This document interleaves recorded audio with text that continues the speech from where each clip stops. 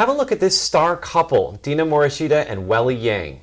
They've starred in Les Mis, Miss Saigon, and here's the show where they met. It's a stage adaptation of Ang Lee's The Wedding Banquet. And they recently moved their family from Los Angeles to Taiwan. There you see Dina and the kids arriving in Taiwan at the airport. So what prompted them to move halfway around the world during a global pandemic? We're going to have their story in today's show. I'm Andrew Ryan. I'm Natalie Tso, but first let's take a look at the stories on our radar. They call this boat the Carrier Killer. Taiwan's Navy has upgraded its Tuojiang-class stealth missile corvette. It's ordering more of the ships, saying they will arrive years ahead of schedule. The goal is to boost Taiwan's defenses against China at a time of heightened cross-strait tensions. Oceanographers say the concentration of trash on the ocean floor around Taiwan is 1.5 times higher than the global average. This year, a group of about 400 divers has hauled up 7,350 kilograms of seabed trash from Taiwan's coastline. Check out this brand new look for the China Airlines cargo jets. Taiwan's flag carrier is hoping the new livery will highlight the fact that the airline is Taiwanese and not Chinese, as its name seems to imply. The design features the outline of Taiwan and relegates the airline's name to small text on the back of the fuselage. How do you move a 1,200-ton temple? That sounds like the beginning of a joke, but it's not. An urban development project left the historic Fu'an Temple stranded in the middle of a Pingdong County road. 1,200 volunteers tried to lift the whole thing onto rollers and pull it with ropes. It didn't work out, and machines had to be called in, but the volunteers are proud to have been part of the attempt. A group of senior citizens is embarking on a mission to spread holiday cheer across Taiwan. They plan to dress up as Santa and cycle across the island, giving out presents to children along the way.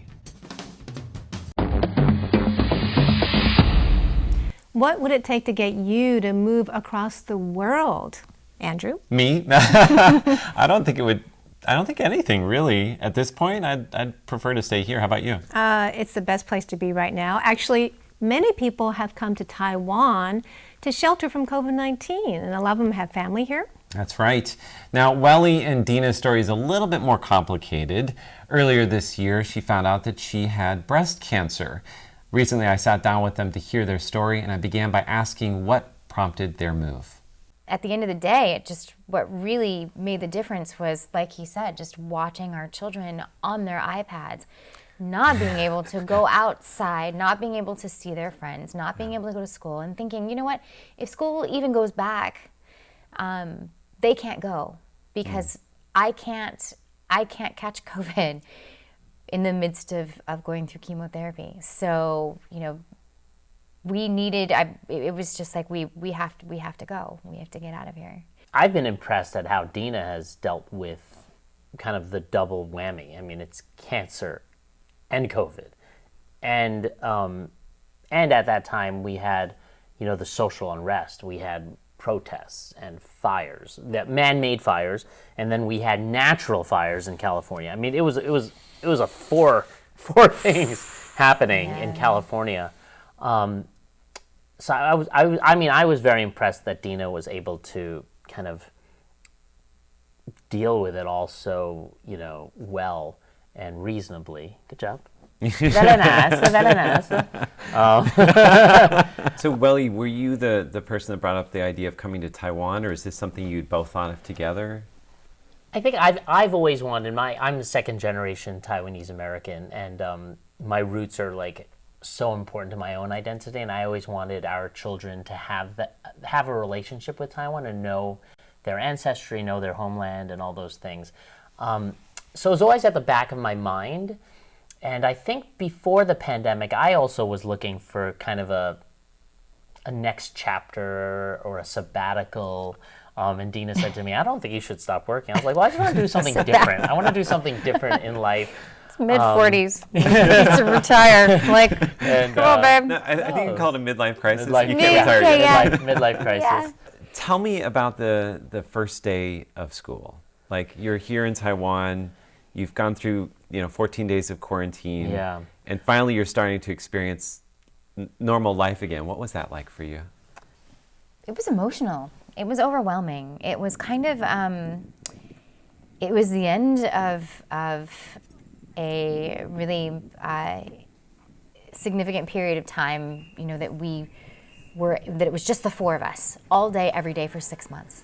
So, as much of a pain as it was to homeschool my children, I got really used to just being with them constantly. So to finally just kind of send them back to school, it was like, I was like, oh, just wait, don't leave me. Now what am I gonna do with myself? I was the opposite. I was like, go. Now what am I gonna do? I'm gonna go home and what? And then, to arrive at a school with children, with all the excitement and the buzz of the energy of a school, and to see them just, they were overwhelmed as well, but just to kind of see them in that environment again, it was very emotional. Life in Taiwan, how has that been? Life in Taiwan has been really great. I found a group of amazing women. I have several groups of amazing women, but one in particular who I work out with that we meet twice a week, and they are the most supportive, beautiful, wonderfully grounded, giving women that have just been a light in my life since I arrived here. And so I do that. I'm doing some yoga. Mountain climbing? I went mountain climbing. I'm learning Mandarin. We're going out to eat. We're going on walks and hikes, and it's been very easy to just kind of acclimate to life here. What do your friends and family think about your decision to move to Taiwan? When you told them, what did they say? Well, my family, of course, loves it because they're now here, and my mom just wants us to stay forever. And then my friends in Los Angeles keep telling me, I hope you realize every day what a great decision you've made. A lot of our friends are like, how do we get there? Yeah. Can we come visit? Yeah. Yeah, I think after we kind of came out that we had joined the exodus from America, a lot of people reached out to me and asked, how'd you get in? Like, can I go? And what music has helped bring you through this time? Do you find yourselves singing particular songs? If I were to, listen in your household, what would I hear? Our son loves to sing. He was blue and white and green and purple. He was sitting there since late last.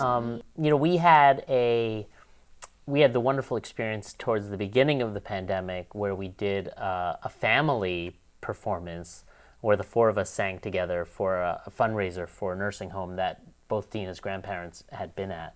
Mm-hmm. And that was an amazing musical experience for us to be able to sing with our children. A million dreams for the world we're gonna make.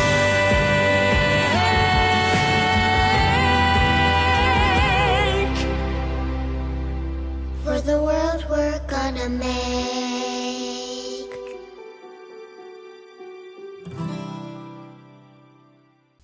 That's so sweet. Those kids are so lucky to have such great music teachers at home, right? I know. Amazing. What a musical family, and so inspiring, too. Yeah. I'm glad that they found a nice community here and that they're happy here. Absolutely. And, Taiwan's a great place to be right now. Now, a lot of people are asking, is it possible to come to Taiwan to shelter from COVID-19? I think there are a couple important things to point out. If you are Taiwanese or you're related to someone that's Taiwanese, it's a little bit easier. If you're a foreigner, you need to have, I think, a work visa, or you can apply for the gold card like Welly and Dina did. The other thing that people are asking is, can we come and use Taiwan's great, healthcare, right? Yes, you can use the healthcare. The insurance is a little bit more difficult. So for Welly and Dina, they actually have to pay out of pocket. But it's not that expensive. Yeah, actually. It's still much cheaper than it is in most places in the world. And the full interview is very interesting. It will be up on YouTube and Facebook. We now turn to the story of another overseas couple who are in Taiwan due to COVID-19. That's right. Now, this couple came from the Philippines to Taiwan in March to have in vitro fertilization. Now, they were planning to go back to the Philippines to have the babies, but by then the pandemic had grown worse, and they ended up staying in Taiwan longer than they planned. Laura and her husband are celebrating the first-month anniversary of the birth of their twins. We decided to come Taiwan to IVF because we want to have our own baby. They arrived in Taiwan in March, and Laura was able to get pregnant via in vitro fertilization. But by then, the pandemic in the Philippines had taken a turn for the worse. They postponed their return home, worried about the risk of infection, and eventually gave birth in Taiwan by way of cesarean section. Because of this COVID-19, and we want here also, we want to deliver our babies here. So you are sure that you will go back to the country on January 7th. Doctors say that there's another overseas couple at the hospital also hoping to have their baby here, where it's safe in Taiwan. Those babies are adorable. I love the way they dress them up and everything. It's so cute. And it's great. They actually ended up having twins, one boy, one girl. You know, what's really interesting is they actually already had 4 children that they adopted, and they'd been trying for 17 years to have babies of their own. So It's great that they were able to do that. Now, because they stayed in Taiwan so long, they ended up using all of their money on their stay in the in vitro fertilization. But the hospital actually is paying for their plane tickets back home. Oh, that's good. We wish them the very best. And up next, #Taiwan. I'll be the first to admit, I love Taiwan. Many viewers have pointed out that I even have a sticker proclaiming Taiwan #1 on my laptop. But I also know that I'm a little biased. I was born in Taiwan and I spent the last 7 years here. My love for Taiwan is, dare I say, subjective, personal, and a circumstance of pure chance. Would I still love Taiwan had I been born anywhere else? Hard to say. This week's #Taiwan doesn't focus on loving Taiwan, but it does at least admire the country. On December 14th, the New York Times published an opinion piece titled, "Pound for Pound, Taiwan is the most important place in the world." Now, don't get me wrong, I love Taiwan, but that article title still makes me go, really? The opinion piece was written by Ruchir Sharma. He is the chief global strategist at Morgan Stanley Investment Management. Why does Mr. Sharma claim that Taiwan is the most important place in the world? Chips. No, not that kind of chip. I'm talking about the kind of chips that are powering the device you're watching this show on right now. Mr. Sharma says faster, more powerful chips are the critical building blocks of rapidly evolving digital industries like artificial intelligence and high-speed computing. Where does the world get these cutting-edge chips? Taiwan. I know what you're thinking. But Leslie, the world's largest tech companies like Apple, Google, and Intel aren't Taiwanese? You're right, they're not. But those companies rely on Taiwan to supply the chips in your iPhones, iPads, and computers. Taiwanese companies like Foxconn and TSMC assemble products for other major brands. In fact, the article points out that in the 2010s, Foxconn was producing 40% of the world's consumer electronics. South Korean tech titan Samsung also produces chips, but the New York Times article says that because it makes products that compete with other major brands, other companies aren't too keen on giving Samsung their money. Taiwan is perfectly fine collecting a paycheck without any of the fame. Don't you boys stop fighting now! In response to the article, Asire Telbos said that in addition to the country's chip-making prowess, in Taiwan the leaders trusted science and were ahead of the curve on COVID-19. We are quite fortunate. I think Taiwan's success with handling COVID-19 definitely helped domestic productivity, allowing it to overtake foreign competitors. Steve Hartzler says, plus, the people are quite nice. I agree. In a snarky reply, Charles Smith says the US is too keen on keeping corporation assets low. That way, company performance looks better on paper. That's why they outsource to Taiwan. He ends by saying the Chinese simply have to establish their own fab plants in China, and the US and Taiwan are toast. If you mean toast in the sense that toast is delicious or that it goes well with butter, then you couldn't be any more accurate, good sir. In all seriousness though, a separate CNBC article said that China is still behind when it comes to chip making and will have a hard time catching up with the state of the art. Geographically speaking, Taiwan is small. Population-wise, we only have about 24 million people. But for all of our shortcomings in quantity, we more than make up for in quality. I encourage you to do a little digging into the device you're watching this show on. Odds are there's a little piece of Taiwan in it. But just remember, that little piece is helping you do big, big things. Today we're going to play Taiwan Trivia. And Andrew and Leslie, you guys are very good at this. No. I guessed half the time last time, I'm not going to lie. Me too. You're going to guess 7 questions about the Taipei 101 fireworks, and we're going to see who gets the most right. Okay. Okay? So you guys ready? Yes. What world record did the Taipei 101 fireworks set? Last year? No, just by having it. It was the only place in the world that had fireworks on a building. That's right. Off a high rise. Yay! Oh, Yes. wow, okay. Okay. That's And specific. when was the first Taipei 101 fireworks show? What year? Say 2004? You're right! It was the first year. It was the first year. Okay. They completed the building that day. Okay. Oh, wow. Oh, Yeah. wow. Wow. Talk about cutting it close. Yeah, I know. Seriously. You Wow. almost didn't get that right. This close. Why were there rumors in 2008 that they would stop this New Year's fireworks show? Because of air pollution. Nope. No. No. Why were the rumors in 2008? Because 2008. What happened Air in 2008? Air pollution. No, they've discussed it. There was For a the firework environment. shortage? One more guess. Yeah. Go for it. Because it was going to hurt the building.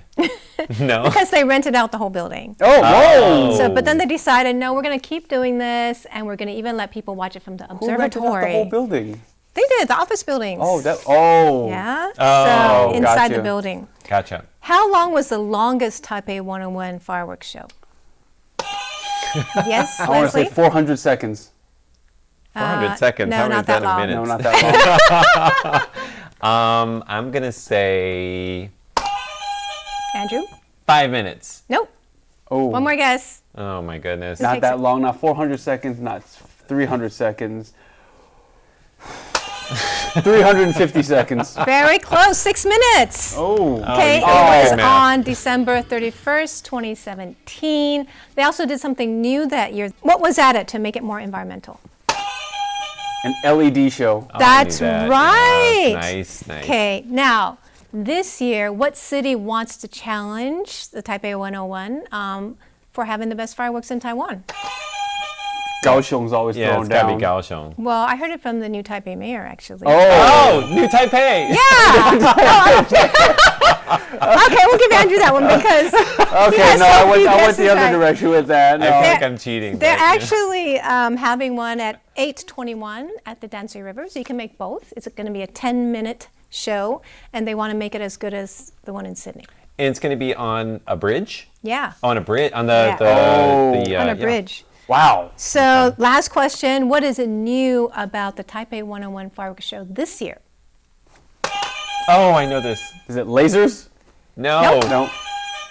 It's going to be 3D. That's right. It's 360 degrees, meaning that it's around the whole building. You can watch it at any angle, and you get to see the whole thing. Doesn't that always happen? Like, I remember the fireworks always just spew out Some from all of them do, directions. but That's what I not all thought, of too. them. Oh. So anyways, we're going to take a look.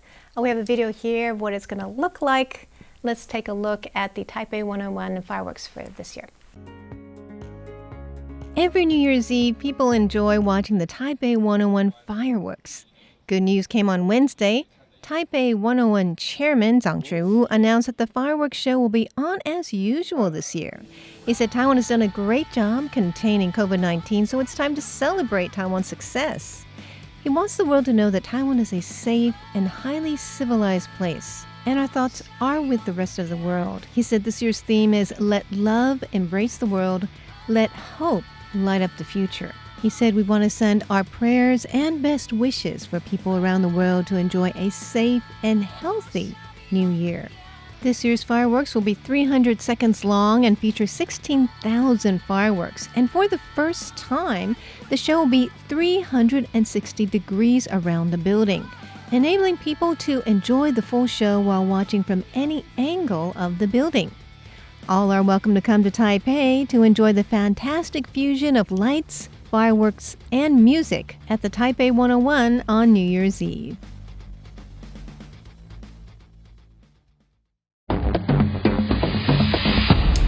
Now, our final question of the day. Now, earlier in hashtag, you talked about Taiwan's most valuable export, which is computer chips. Not potato chips. Not potato chips. And now we're going to ask, what is Taiwan's most underrated export? And we're going to have Natalie answer first. Okay, I love Taiwan's fruits. Got a lot of great I like mango, pineapple, guava, bananas, all so good. Yum, and yum. much more. That's a good one. Very nutritious. Yeah, Very nutritious. Fiber, and delicious. vitamins, minerals. All the What about things. you guys? How about Leslie? Leslie. This is mine. Inspiration. Because now on social media, when you see good news about Taiwan, it's about how we did well with COVID, how people love living in Taiwan. And as a Taiwanese person, I'm like, you know what? That's right. Inspiring. I like that. And we're not just inspiring other people, but it's an inspiration to ourselves. That's true. Oh, that's very true. Taiwan could use a little more confidence. We've got a lot of great things going on here. So mine is a little bit simpler. Bicycles! Oh. We do have We good have bicycles. great bicycles and great paths, too. Absolutely. We should say Taiwan is home to some of the biggest bicycle manufacturers. I think the world's largest bicycle manufacturer is Taiwanese. That's right. Giants, right? It's That's giants. right, giants. Gigantic. So there you have it. Thank you so much for joining us for this edition of Taiwan Insider. Be sure to connect with us on social media. Yes, and if you like our show, subscribe and leave a comment below. For Taiwan Insider, I'm Natalie Tso. I'm Leslie Liao. And I'm Andrew Ryan. See you next week.